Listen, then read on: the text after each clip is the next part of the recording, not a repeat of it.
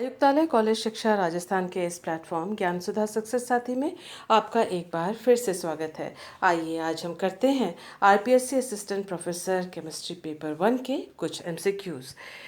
Paper 1 के questions आसान होते हैं और ये सारे क्वेश्चंस आपके सामने हम इसलिए लेकर आए हैं ताकि आप भी इस एग्जामिनेशन के लिए प्रेरित हो सकें। पहला क्वेश्चन हमारी स्क्रीन पे है, the ratio of carbon atoms in naphthalene, anthracene and diphenyl molecules. तो नैफ्थलीन, एंथ्रासीन और डाइफिनाइल के अणुओं में कार्बन के परमाणुओं का अनुपात है। बहुत आसान सा क्वेश्चन है। हमें सिर्फ इसमें ये मालूम होना चाहिए कि नैफ्थलीन, एंथ्रासीन और डाइफिनाइल के मॉलिक्यूल्स की संरचना क्या है। एक बेंजीन रिंग के लिए 6 कार्बन एटम, उसके बाद 7, 8, 9, 10, यानी नैफ्थलीन में है 10 कार्बन एटम। एंथ्रासीन की बात करें, यहाँ 6, 7, 8, 9, 10, 11, 12, 13, 14, इसमें 14 कार्बन एटम, 14 कार्बन एटम्स। और इसमें जैसा कि आप देख सकते हैं 12 कार्बन एटम्स होता है डाइफिनाइल में।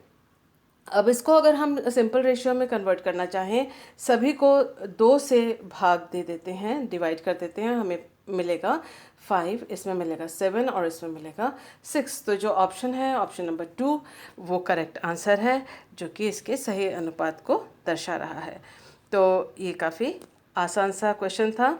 आइए देखते हैं next question, which of the following compound is not aromatic according to Huckel's rule. Huckel नियम के अनुसार निम्नलिखित में से कौन सा यौगिक एरोमेटिक नहीं है। तो इसमें 4n+2 पाई इलेक्ट्रॉन्स को तो हम ढूंढेंगे ही, लेकिन एरोमेटिसिटी के लिए, एरोमेटिकता के लिए ज़रूरी है संयुग्मित द्विबंधों का होना, जो कि इस मॉलिक्यूल में नहीं है। ये है साइक्लोहेप्टाट्राइन का मॉलिक्यूल। सो क्वेश्चन देखते ही एक चीज़ जो सबसे पहले नज़र आती है कि ये जो सभी मॉलिक्यूल्स हैं वो जो संयुग्मित द्विबंध लिए हुए हैं, और अगर हम इनमें इलेक्ट्रॉन की गणना करें तो भी हम देखेंगे कि ये हकल रूल को फॉलो कर रहे हैं। जैसे कि यहाँ पर 1, 2, 3, 4, 5, 6, ये 6 इलेक्ट्रॉन्स, ये जो नाइट्रोजन के इलेक्ट्रॉन्स हैं इसमें रेजोनेंस में या एरोमेटिसिटी में भाग नहीं लेते, तो इसमें 6 पाई इलेक्ट्रॉन्स हैं, जो कि हकल नियम के अनुसार है। इसमें ये 1, 2, 3, 4, 5, 6, इन 3 पाई बंधों के 6 इलेक्ट्रॉन्स, 7, 8, 9, 10, 11, 12, 13, 14, तो इसमें 14 पाई इलेक्ट्रॉन्स हैं, जो कि हकल नियम के अनुसार है। इसमें भी 1, 2, 3, 4 और 5, 6, ये जो पी इलेक्ट्रॉन्स हैं, अबंधित पी इलेक्ट्रॉन्स, वे एरोमेटिसिटी में भाग लेते हैं और अनुनाद के द्वारा एरोमेटिसिटी इसमें लाते हैं। तो इसमें भी 6 पाई इलेक्ट्रॉन्स हैं, लेकिन इसमें भी 6 पाई इलेक्ट्रॉन्स हैं, लेकिन ये संयुग्मित द्विबंध नहीं है। रेजोनेंस या डीलोकलाइजेशन या इलेक्ट्रॉन्स का विस्थापन वलय के अंदर नहीं हो पाएगा, रिंग करंट नहीं बनेगा, और इसलिए हकल नियम के अनुसार ये एरोमेटिक नहीं है। आंसर है ऑप्शन नंबर 4, जो कि काफ़ी आसान था। आइए देखते हैं next question, the most stable carbon ion among the following is. निम्नलिखित में से सबसे अधिक स्थायी कार्बन आयन कौन सा है। तो कार्बन आयन यानी C- नेगेटिव चार्ज है इसके ऊपर, और कोई भी आयन तब जाके स्थायी होता है जब उसके चार्ज का डीलोकलाइजेशन हो, विकेंद्रीकरण हो। तो कार्बन आयन में यदि इलेक्ट्रॉन आकर्षी समूह जुड़े हुए हों तो इसका जो यहाँ केंद्रीकरण है चार्ज का, वो कम हो जाएगा, और ऐसी स्थिति में ये कार्बन आयन स्टेबल हो जाएगा। हमें मालूम है कि जो हमें मालूम है कि जो CH3CH2 समूह, या यहाँ पर CH3CH2 कार्बन आयन में जो समूह है वो है CH3, और इसमें समूह जो लगा हुआ है कार्बन आयन कार्बन के साथ, ये 2 मिथाइल ग्रुप जुड़े हुए हैं, और इसमें 3 ब्रोमो ग्रुप जुड़े हुए हैं। ये जो ब्रोमो ग्रुप हैं ये इलेक्ट्रोनेगेटिविटी की वजह से इलेक्ट्रॉन्स को अपनी ओर खींचते हैं, जबकि ये CH3 और ये दोनों CH3 ये इलेक्ट्रॉन दाता समूह हैं, इलेक्ट्रॉन डोनेट करते हैं प्लस आई प्रभाव के द्वारा। तो उसका मतलब अगर ये इलेक्ट्रॉन दाता समूह हैं तो ये कार्बन आयन को अस्थायी कर देंगे। तो हमारा जो ऑप्शन नंबर 3 और 4 है वो नहीं है। इस ग्रुप में, इस ऑप्शन में जो पहला ऑप्शन है, इसमें इस कार्बन आयन के साथ ना तो इलेक्ट्रॉन आकर्षी ना तो इलेक्ट्रॉन दाता, कोई भी समूह जुड़े हुए नहीं है, तो इसका स्टेबिलिटी भी अभी अभी होल्ड पे रखते हैं। लेकिन यहाँ हम देख रहे हैं कि 3 ब्रोमो ग्रुप हैं, तो ये यहाँ जो इलेक्ट्रॉन का विस्थापन बहुत आसानी से होगा। 3 ब्रोमो ग्रुप जुड़े हुए हैं, इलेक्ट्रॉन को अपनी ओर खींच रहे हैं, और यहाँ जो नेगेटिव चार्ज का जो केंद्रीकरण हुआ है वो विकेंद्रित हो जाता है, डिलोकलाइज हो जाता है, और ये जो कार्बन आयन है ज़्यादा स्टेबल होगा, जबकि ये जो नंबर 1 पे ऑप्शन है वो उतना स्टेबल नहीं होगा, क्योंकि यहाँ इलेक्ट्रॉन की डिलोकलाइजेशन का कोई मैकेनिज्म नहीं है। तो उसका मतलब अगर हम देखें तो हमारा ऑप्शन है answer number 2 which is the correct answer.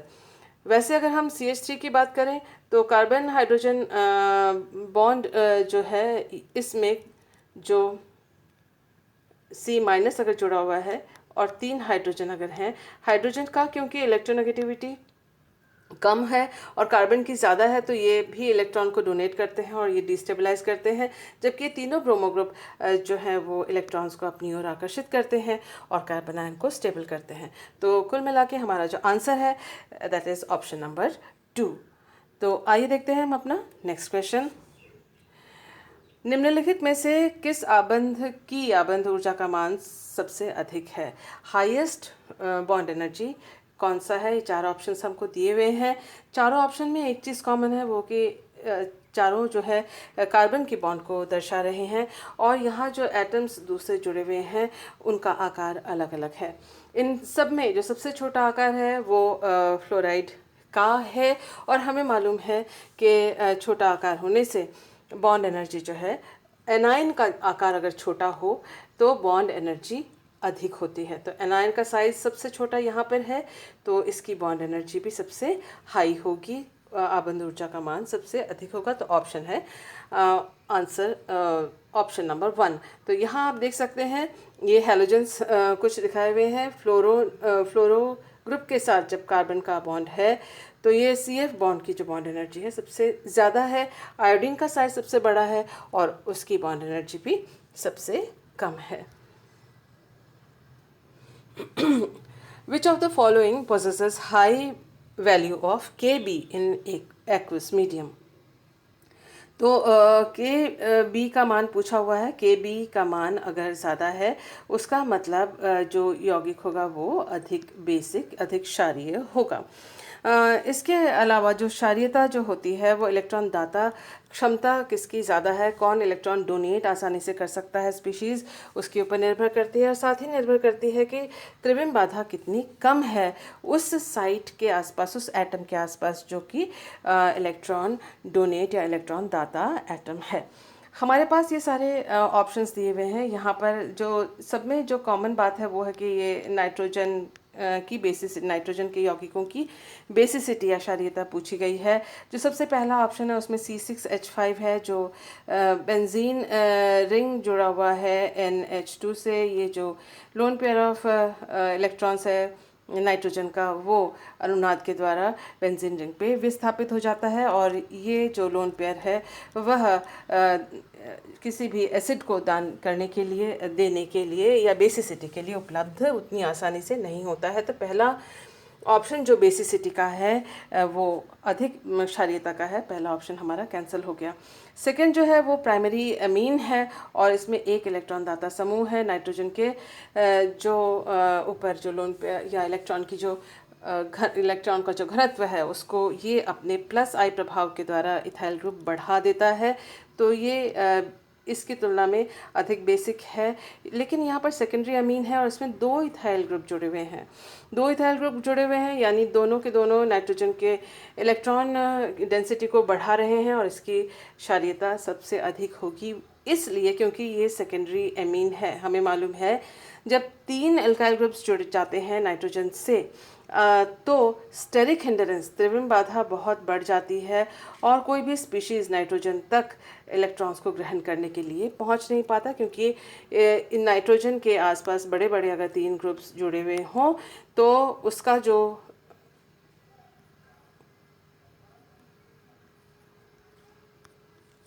Lone pair है वो आसानी से उस तक पहुंचा नहीं जा सकता।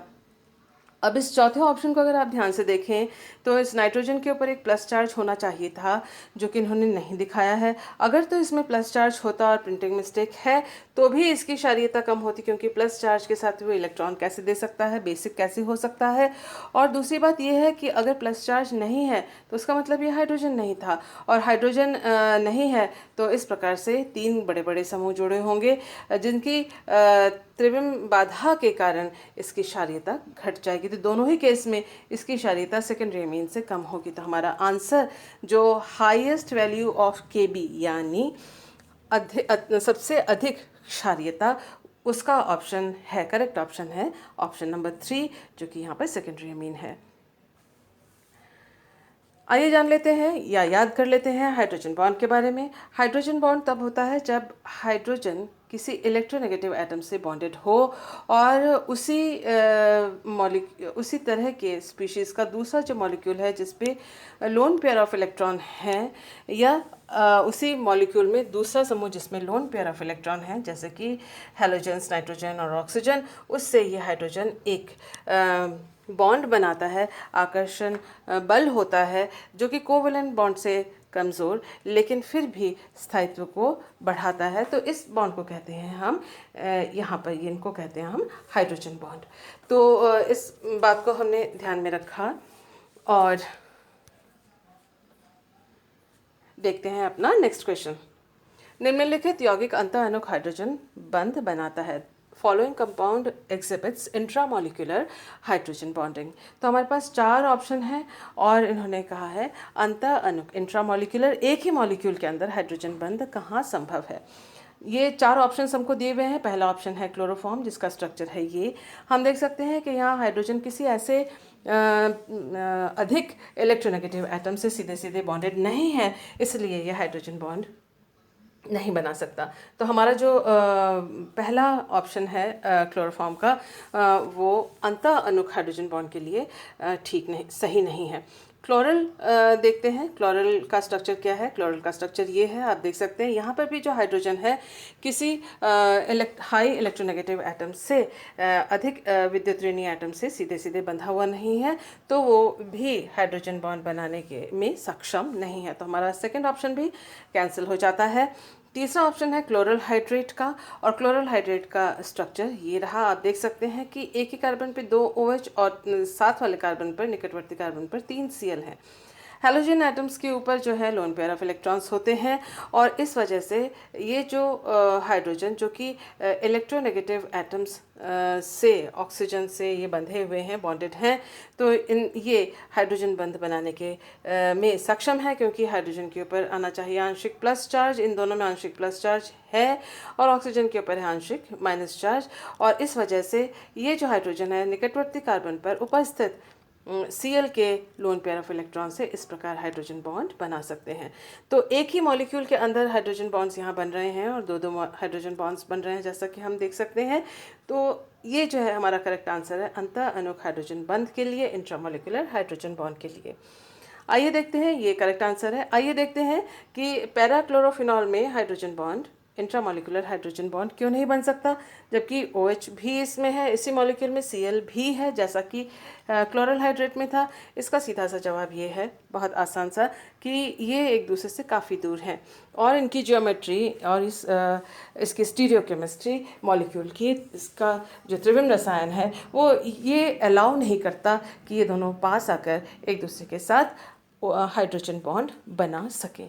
तो इसलिए पैराक्लोरोफिनॉल में इंट्रामोलिकुलर हाइड्रोजन बॉन्ड नहीं हो सकता, जबकि एक और मॉलिक्यूल अगर पैराक्लोरोफिनॉल का आ जाए तो वो आपस में इंटरमोलिकुलर हाइड्रोजन बॉन्ड बना सकने में सक्षम होंगे। जबकि यहाँ पर इंट्रामोलिकुलर पूछा है तो पैराक्लोरोफिनॉल जो है वो सही आंसर नहीं है। So thank you for being with me.